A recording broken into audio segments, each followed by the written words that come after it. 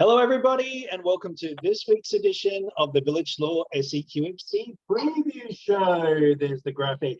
My name is Darren Lutton. I'm one of the admins at SEQFC, and it's great to have you back for another week. We have only a few, had cup competitions on the weekend, and just the MPLW competition started last week. This weekend, the MPL and the FQPL1 come on board, so we'll get some predictions on how those are going to go. So Liam's back with me this week. Liam Parslow, he's a fellow admin at SEQFC. G'day, Liam. Hello. How are you, Darren? Thank you very much for having us back once again. The Ipswich Express. Yes. Let's do it, Ipswich. Come on, boys. Nicknamed that by the one and only Tony Georkas. Good evening, gents. It's good to be back. Tony. When was the last time you were on the show, Tony? Hey?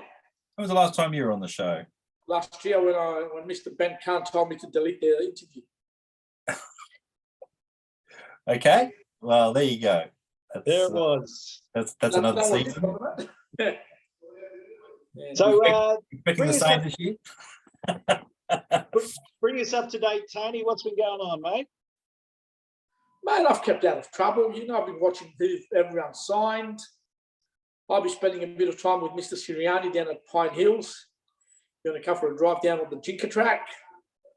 Bit of a disappointing loss last week. Anyway, It all starts on March the 3rd. We'll go from there. All right. Before we get to the local leagues, let's talk about the Brisbane Roar for a sec, and Warren Moon getting the flick from the head coaching job. Not sure if he's actually left the club, but he's left the head coaching job. What are your thoughts, guys? Well, I saw, like you, I think the same thing, because it said in the on the Facebook page or social media that he's been stood down. Didn't say that he's left the club or he's mutual termination or anything. So he might still be involved somehow. But I don't know. Is that a way of Raw maybe covering some costs? They don't have to pay him out, or they're keeping him around? I don't know. But certainly I think he's got a fantastic football brain, as you've seen, especially in those years in the NPL. And he's probably got a better football brain now that he's been in the A-League a few years. Just he hasn't had the finances or the backing of the backer group to do probably what he wanted to do. They've become the basket case of the A-League, and they have been for years. They've given him no money for players. It's a schmozzle. They train one part of Queensland to the other. Literally, they don't have a ground to train or anything like that.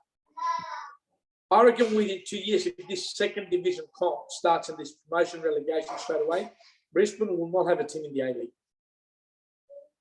If they keep going at this current rate.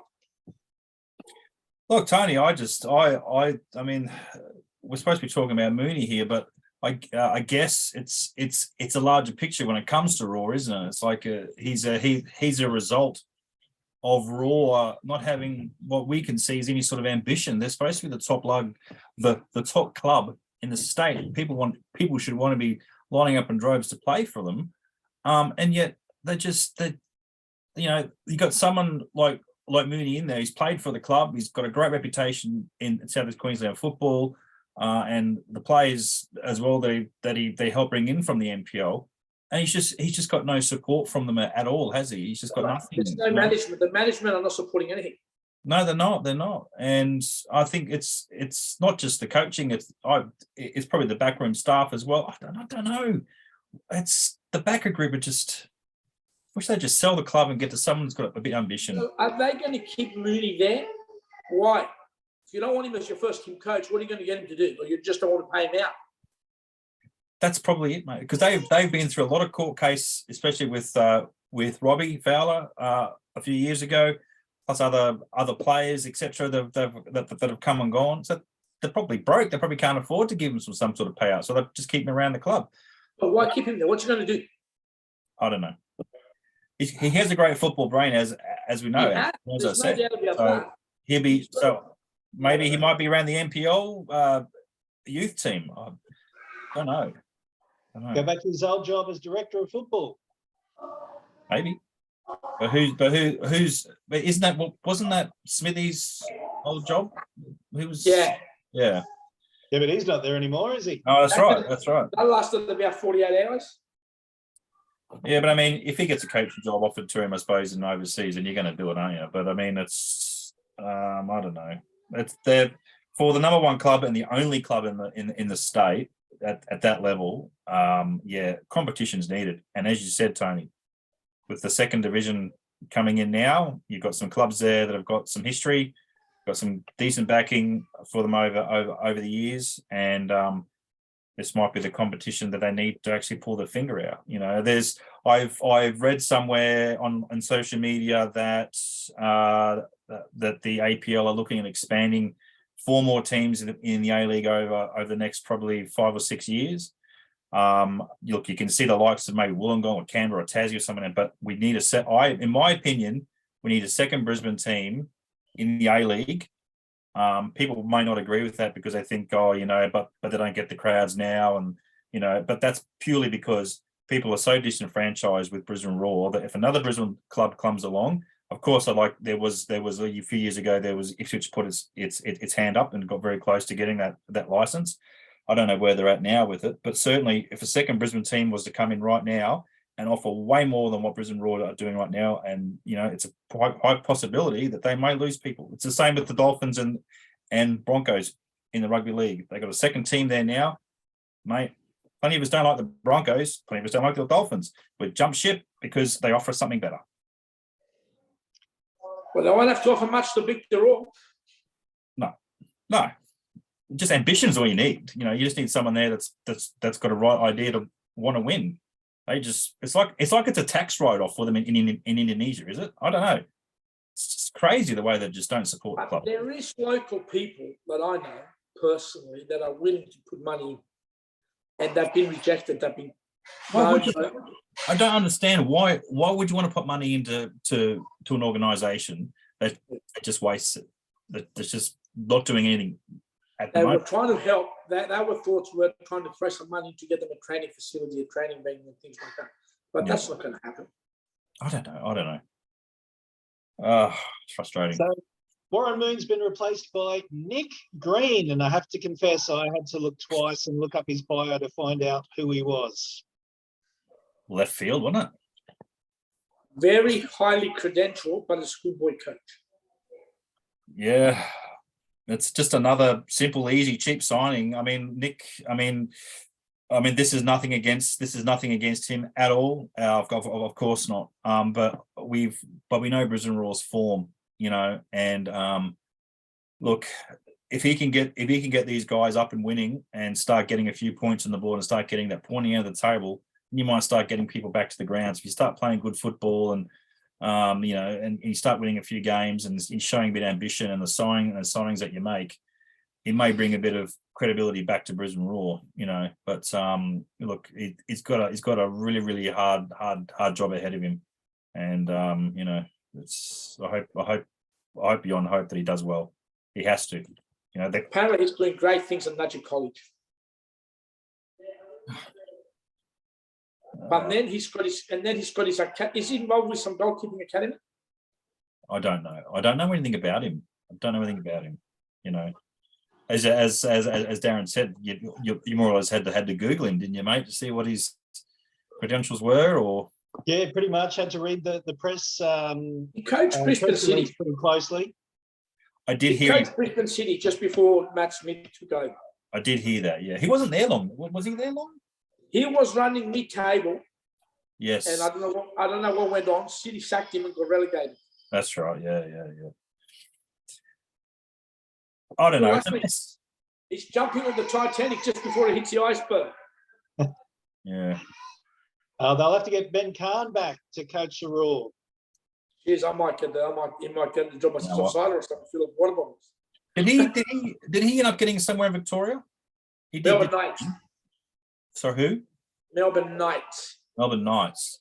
He's probably being paid more and treated more than he probably was. He would be at friggin' Raw anyway. So why would you want to leave there to go to Raw? I just said that to Darren. Tony and I were joking about that before we went to air, Liam. He's probably having way more fun there than he would somewhere between Redcliffe and friggin' And Logan. exactly. Yeah. Oh, God, it's frustrating following football in this state, isn't it? You know, you got a government that doesn't care. You've got bloody Football Queensland that make decisions. You've got Brisbane Roar that are doing crap, and All right. I went to one of their games this year. I went with a gentleman that his son had previously played for the Roar. He basically came and picked me up, and I said to the guy, please don't do that again. I'd rather paint the wall and watch the paint dry. Yeah, I mean, I feel bloody genuinely, horrible and sick, and just having to talk about our local club like that, Brisbane Roar, like the way that we do, especially seeing where they were at, under Ange, they're powering on, and it's just it's such a negative thing to be talking about, but yeah, you just wish that they do so much better, So let's move on, shall we? Let's move on to the National Second Division, the B League. Yes. Being taken, 75,000 deposit gets your foot in the door, and 4 local clubs have mentioned and expressed that they're willing to give it a go. We've got the Sunshine Coast Fire, we've got Peninsula Power, Olympic threw their hat in today, and Gold Coast Knights earlier in the week. What are your thoughts, gents? Well, good luck to them. You'd hope that they got pretty good accountants on board that can make all the sums work. It's going to be a very, very expensive thing to keep it going. You might be out over the first year, maybe the second year, you're firing away, and you might have some pretty good funding there, and you want to hope you do well. I wish them well. I honestly do. They're great clubs. They've got a good backing, and look, I guess we just got to wait and see, I suppose. It's a very, very expensive thing to be doing. So, 75K straight up. You can probably afford that with some of those bigger clubs, but I don't know, man. I just don't know. This isn't just with our 4 clubs; it's Australia wide. There are some very cashed up clubs in and around Sydney and Melbourne, of course, and maybe 1 or 2 in Adelaide and Perth. But my fear is that it's going to turn into an Adelaide to a Melbourne and Sydney league, because they'll probably be the ones that be able to keep affording it and keep throwing money at the way that they do. Very historical clubs. I want it to work. I hope it does work. Just make sure you got some great financial backing to make it work. And I hope it really puts a lot of pressure on the A League as well, and we get that promotion and relegation going, and we can see the teams that are pretty mediocre the last few years go down, and those teams have ambition going up as it should be. Is the promotion relegation first year? I heard that there's a 5-year license before there's any promotion relegations. There's licenses there, but I think they're accepting between 10 and 16 clubs, I think, in the second division. So there'll be no pro rel in the first initial couple of years until they find their feet, and then they'll probably look at doing. These clubs are going to go and spend a couple of million a year. What are they going to get at the end of it if they can't win the comp? I know. How many blokes are going to throw millions every year down the girdler? Actually, Darren, I'm sorry I didn't think about this earlier, but earlier in the week when we were talking about the show. If we do want to get someone on to talk about it, I know that what's his name from Wolves, and Pye from Pride especially. She had the club involved in initial talks. But I think Pride pulled out because it was just looking financially silly. And I think I could be wrong, but I think it'll be a good thing to have on the show maybe in the future weeks. Again, we can get her on to talk the women's game as well, because she does the commentating now. She's got nothing to do with Pride anymore. She's left the club, but certainly it's worth a look.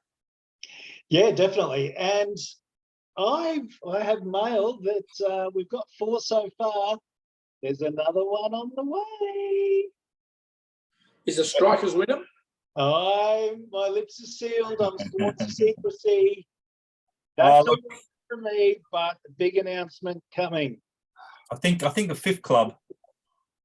Wow, that's a lot, isn't it? For South East Queensland, for its the competition's going to have 16 teams. You know, But What's the that? That's show- not to say that all of them will be successful. All it is $75,000 for an expression of interest to get your foot in the door. is that so? That's not even. So it'll just be like 75,000, and if you don't get accepted, that's gone. That's 75,000. Non-refundable deposit. What is it? Non-refundable. Non-refundable deposit. Just to get Wow. your foot in the door. You want to get your shit together, wouldn't you? You'd want to be absolutely dead certain that you had the most amazing bid and could make it work. There's Yeah. some money laundering going on here somewhere, I'd say. Look, Having said that, if this competition was to take place, it may not have the prestige of the 8 League, but I reckon it'd get bigger crowds. It will. 100%, 100%. Yeah, especially the New South Wales and Victorian teams, you know, and I know that Olympic certainly and Knights especially get fantastic crowds with you know, as we've seen in the grand finals. Let's just hope that when push comes to crunch, is that the right saying? Push comes to shove. I don't know. I'm looking at it. It sounded like I was 80, but I hope they bring it when it's needed, because look, the likes of Sydney Olympic and you know they'll just blitz it. You know, it'll be fantastic. All right, let's get to the local competition. Let's talk about the NPL. Tony, we didn't have you on the show last week, so we don't know who you like this year. Who's going to take out the NPL? I think Lions and Gold Coast Knights will finish 1 and 2. Yep. Power will be there. And I'm sorry to say, but I think Olympic will miss out and Gold Coast United will come in. Gold Coast United in 4th. Knights, you mean? Knights. Gold Coast Knights first, Lions second, Okay, Power so third. That's pretty much who I had, but I had Knights, Lions, United, Power. Where Olympic going to finish, Tony? Anywhere between 6th and 8th. Well, Agree. Yeah, so no Khan, no Olympic. Is that what you're saying? I'm not saying that, because you know what? I'd love to see Royce Brownlee win it. yeah. But I just don't know whether they've replaced what they've lost. We haven't heard too much, which is unusual. Normally, there's some big name signings heading to Olympic. We've heard Sam Roper. Now they've lost Diaz. They've lost Stephen White. They've lost both of their goalkeepers. They've wasted a visa spot on a goalkeeper. Didn't they lose old mate from the back line as well? Jackson? Zach Anderson. Huh? Anderson, sorry. Anderson, yeah. Zach Yeah, Anderson. so they've lost 5 or 6. Yeah. They lost that boy that was in the middle of the park as well. I don't know. I'm going to watch him on Saturday, but against Moreton Bay, and you can bet your bottom dollar Moreton Bay will be up for that one. You know, it's so hard at the start of the season to try and predict. Yeah. Because we don't know, because some of the clubs have been very quiet about who's come and gone, and you know, you're just trying to look at last year's form and look at signings, and it's so hard to predict, you know. And I'm surprised we haven't got more backlash from last week's show, to be honest, Darren, with some of the predictions we made. I just don't know. A lot of the other clubs have strengthened a lot more than Olympic have. That's what I'm saying. Yeah. Yeah, who's going down, Tony? Redlands be one. Yep. I can't see them staying up. They'll be a Okay. yo-yo. Another one. I think it's 2 going down. Hey, 2 One going down. more. Who else? One more. one more. Maybe East. Yeah, that's who I had. Yeah. All right, there we go. Okay, let's move on to the NPLW. 2 teams with unbeaten records at the moment. That is Lions FC, as you'd expect, and Gold Coast United, 2 from 2. Have a quick look at the ladder there. Penn Power, 1 win, 1 draw. Mitchelton, the only team yet to gain a point in the league so far this season. Looking at the fixtures, Lions against Penn Power should be interesting. Gold Coast United against South United, and East against Sunny Coast Wanderers.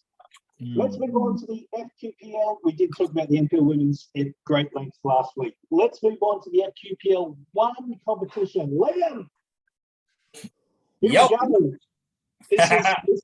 This is your bread and butter, mate. It is. So I better be good at it.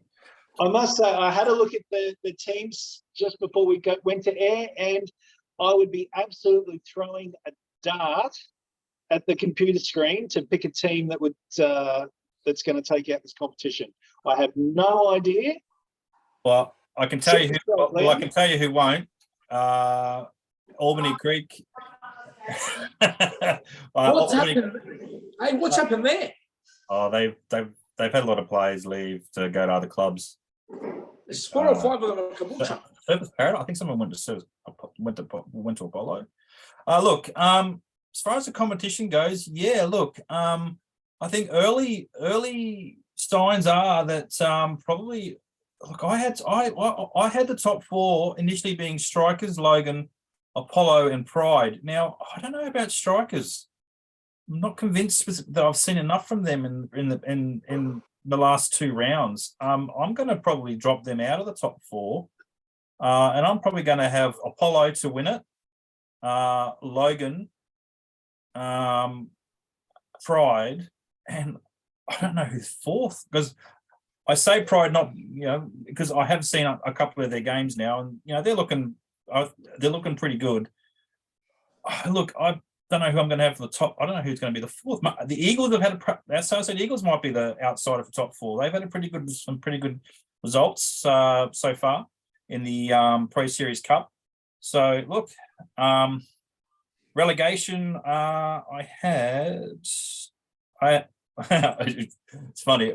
I did this list last week and I had Eagles going down, but I've changed my mind since then because I've seen a couple of their results and they're looking pretty good. So going down, I think will be Caboolture and Ace. Ace. Yeah, there you go. Yeah, I look Ace. I don't believe that they're the club and they're the players that were that made promote. Even though I think they snuck into promotion, didn't they? Because Mackay dropped out. I think there was another spot for them to go up or something. Or someone. Am I wrong? Probably. They've lost a lot of players. They have, and yeah. But that's my initial. So, look, it's good to have Wolves back up there. Looks.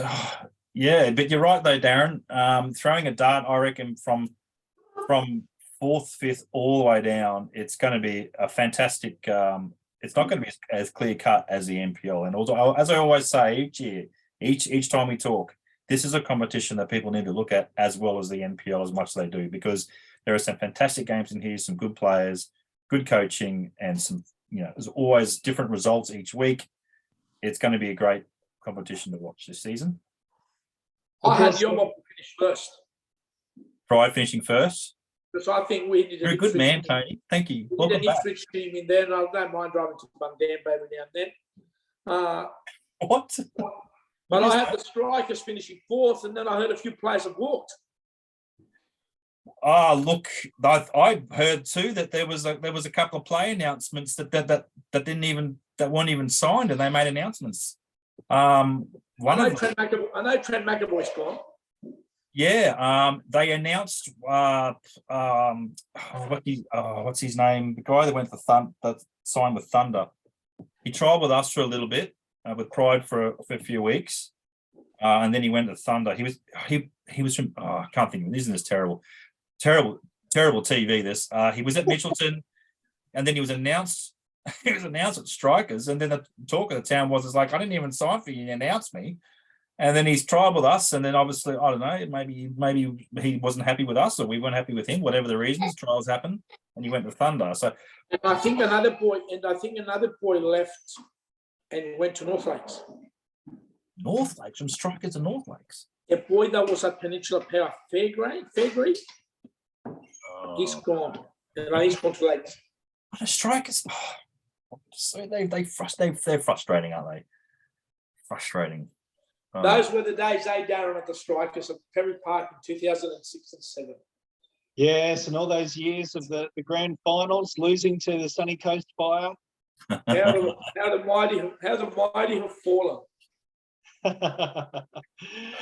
The one bit of actual insight that I have to add to this competition is that Matt Proctor, the Caboolture coach, left the club last week. So Caboolture are on the lookout for a new senior coach, which is not a great way to go into the season.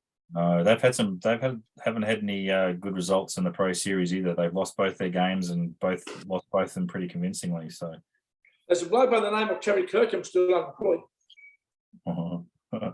I think he's loving the speeches circuit at the moment. Every time you see him on social media, he's popping up in Melbourne and Sydney, back down Melbourne, Brisbane. He's everywhere, man. He was at the I don't think he's auctioned anything off in a year.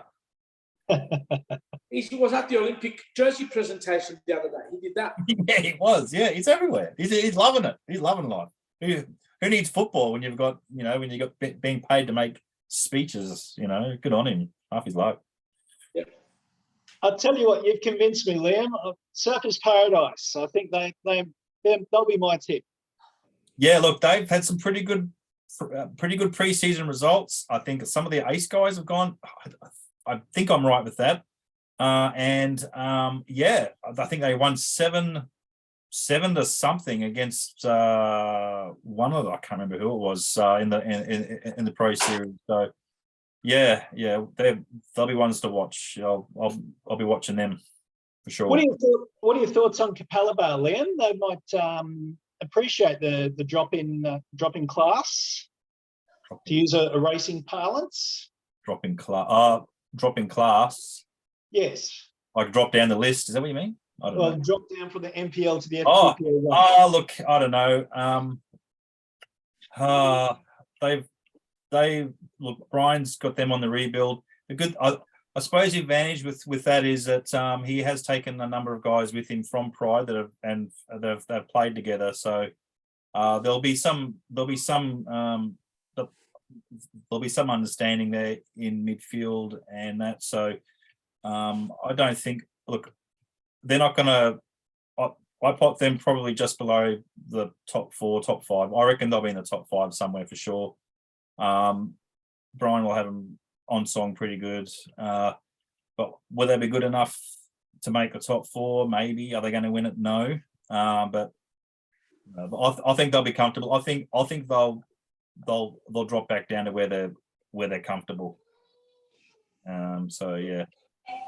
But they've had some pretty good sort of club, if they have a couple of losses, they did, but I think they lost 5-2.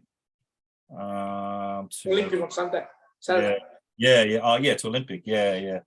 But I mean that's hard to gauge. I mean, you've got an NPL quality team, and I think they'll be happy that they at least got a couple of goals there. So there's obviously someone who was in their front line there and is getting some pretty good balls through there. So you want to be scoring goals in your pre-season and your league games. So I think there'll be work in progress. So yeah, my thoughts. I'll be watching the Sunny Coast Fire and the Southwest Queensland Thunder with interest this season. I reckon I called it last season, but we'll do it again. I know what you're saying. Thunder to maybe drop a bit, but I expect a good run to come from the Fire this year. Look, they've been there or thereabouts, haven't they? They had some pretty mixed results last season. They had a run of wins and they had a run of losses. They just need to find consistency. Very hot and cold. Yeah. They have to find some consistency. Thunder, look, we say every year, they're always up there, but again, we always say, they've lost players, but they always manage to be up there, and they've got a pretty good club culture, I think, up there, which helps them. They've got a great junior base. Good. It's one of the best stadiums in state football, to be honest. and they play good football. They're proud of their club and what they do up there. The community loves them. They're always on the Channel 7 regional Toowoomba news up there. It's something that wish, all the football clubs would get on the news, So no, I wish them all the best, and I'm sure they'll do well. All right, and don't underestimate. You speak about the club's ability to put it together a squad and get them to gel. Don't underestimate Albany Creek's ability to do that as well. They always seem to find a way. Glockner always seems to find the players to be competitive. Yeah. Oh look!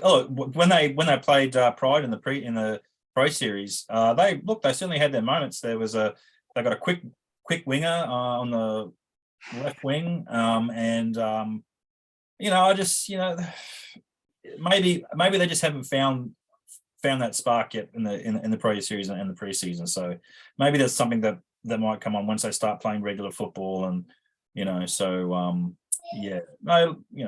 hard to start the season to predict, isn't it? Well, because there's still players going from club to club. Yeah. So, yeah. All right. We were going to get Spencer on the show tonight, but he's left us hanging yet again. That's 2 weeks in a row, Spencer. And let us get on next week, mate.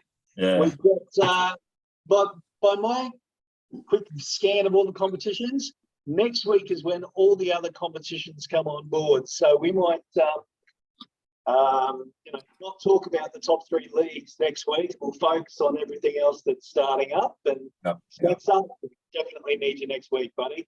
Now, guys, before we wrap this show up, do we need to talk about the Matildas at all? We can. Yeah, sure. Some great results. I know that one of our fellow admins had a bit of a chop saying that it's all well and good to win against a second string Spanish team, but you can only play who's in front of you. And I think if you're winning games, it doesn't matter who you play. If you're winning games, it means that there's combinations working and your front line's working and your midfield's working. Everybody's coming together. And I think it's at a crucial time when you get that winning confidence, and no matter who you're playing, you want that confidence that you can score goals and that your combinations are working, and maybe just a couple of months out from the World Cup, it's what you want. You want your players to be confident that we can score and that they're going to do well. Look, it's going to be good. It's going to be a good one for them in this country, and and there's other people scoring other than Sam Kerr too. So I think that's important. Which is a good thing. Yeah, I think in the past we've just relied so much on the long balls in, and so to see other players scoring and standing up, I think it's holding us in good stead for the World Cup. Yeah, looking so much more improved than they were on a year ago, aren't they? Yeah, and that's what happens, I guess, when you're building to a World Cup, isn't it? Like, you have to take the hits on early, and you're trying things that aren't working. You're trying plays and combinations aren't working, and people get on your back because you should be winning every game. And and I mean, who have the Lionesses peaked too early as well? But I guess we'll find out when we play them at Brentford in April. But it's good to see them winning games and getting results just before the World Cup. Good stuff. All right, guys, we might end the show there. Tony, do you need to throw anyone under the bus before we leave? No one, mate. Not from the first night. Next week we'll get a few results up. Who's Tony, and what have you done with him? We're going to go and watch Olympic play Bay, and then I might drive to Power. Good stuff. One kicks at 5 and the other one kicks at 7:30. Well, I'll be in Sydney this weekend, so I'll have to keep an eye on the results and maybe catch a couple of games on YouTube when I get back. But so I'm not getting to any games this week, unfortunately. Ooh, Sydney. I am going to go. That Olympic Bay game interests me, because I think the more Bay coach will have them all revved up, ready to go. Now, Pride got me on a secret mission to go down there and start recruiting some decent players for their second divisional push. Of course, that's all bullshit. Liam, it's the Sydney Pride Festival, mate. It's got Oh, nothing to do oh, That's okay. what we did going. You're wearing a Yeah. with them. Look, well, I haven't got the right colours on for the Pride Festival, have I? I have to be brighter and happier, less grumpier. Just get Des Hasler to get one of those manly ones. We'll sort you some glitter, Liam. You'll be fine. Yeah, right. Where Good you go stuff. to Darren, any games? You go to any games this weekend? I have no plans yet this weekend, but that's how I roll. I'm a 5 minutes to go. I'm at a game. Oh, yeah. All right. All right. And with that, we will let you go about your merry way. Thank you for tuning in again this week. This has been the Village Law SEQFC preview show. We'll see you next week. And to all the teams commencing their seasons this weekend, best of luck. Well, we don't want that one. That's the button I pressed last time. This is the one. See ya. Stop recording. There you go.